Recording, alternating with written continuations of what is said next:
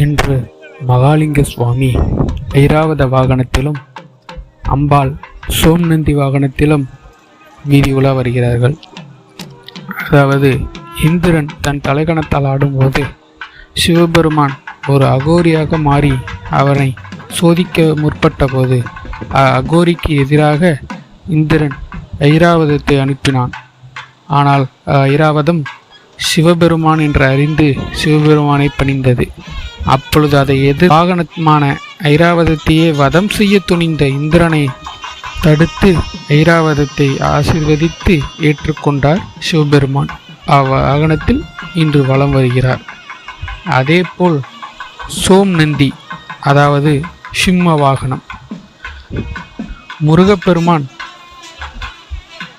சிங்கமுகன் என்ற அசுரனை அழித்து சிம்மமுகனை வாகனமாக மாற்றி தான் அம்மாவாகிய பார்வதி தேவிக்கு பரிசளித்தார்.